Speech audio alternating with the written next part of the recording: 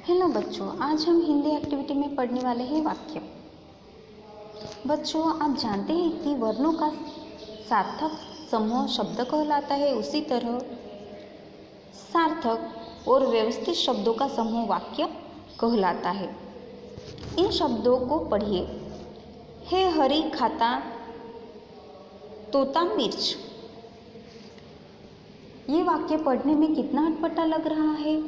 इनका अर्थ भी ठीक से समझ नहीं आ रहा, क्योंकि इन वाक्य में शब्द तो सार्थक है लेकिन व्यवस्थित नहीं है। आइए इन्हें व्यवस्थित करके पढ़ें।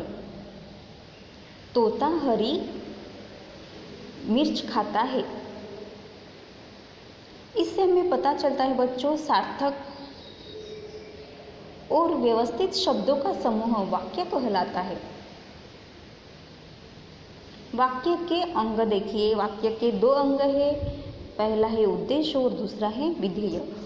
उद्देश्य यानी क्या, वो देखिए। वाक्य में जिनके बारे में कुछ कहा जाता है वह उद्देश्य कहलाता है।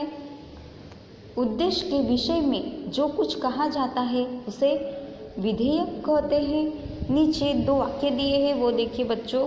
पहला वाक्य है कुत्ता भौंक रहा है और दूसरा वाक्य है ममता गा रही है। पहले वाक्य में कुत्ता उद्देश्य है और दूसरे वाक्य में ममता उद्देश्य है। पहले वाक्य में भौंक रहा है विधेय है और दूसरे वाक्य में गा रही है ये विधेय है। बच्चों, अर्थ के आधार पर कुछ वाक्य जानेंगे। पहला है विधानवाचक वाक्य। इन वाक्यों में किसी व्यक्ति, वस्तु अथवा स्थिति के बारे में सामान्य जानकारी मिलती है। उदाहरण में देखिए बच्चों, गाय एक पालतू जानवर है। सूर्य पूर्व दिशा में निकलता है। दूसरा है विधेयवाचक वाक्य। इन वाक्य में किसी काम के न होने का पता चलता है। उदाहरण में देखिए बच्चों, रुचि अमेरिका नहीं जाएगी।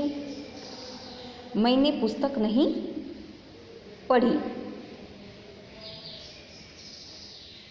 तीसरा है बच्चों प्रश्नवाचक वाक्य। इन वाक्य में प्रश्न संबंधी जानकारी मिलती है।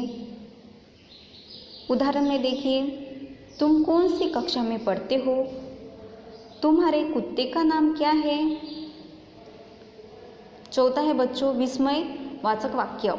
इन वाक्य में आश्चर्य, खुशी, दुख, पीड़ा, शोक, घृणा आदि भाव व्यक्त होते हैं। उदाहरण में देखिए बच्चों, हाय मेरा दांत टूट गया। वाह कितनी सुंदर साड़ी है। पांचवा है आज्ञावाचक वाक्य। इन वाक्य में किसी को कोई काम करने का आदेश या निर्देश दिया जाता है। उदाहरण में देखिए बच्चों, एक कप चाय बनाओ, जाकर पढ़ाई करो। धन्यवाद।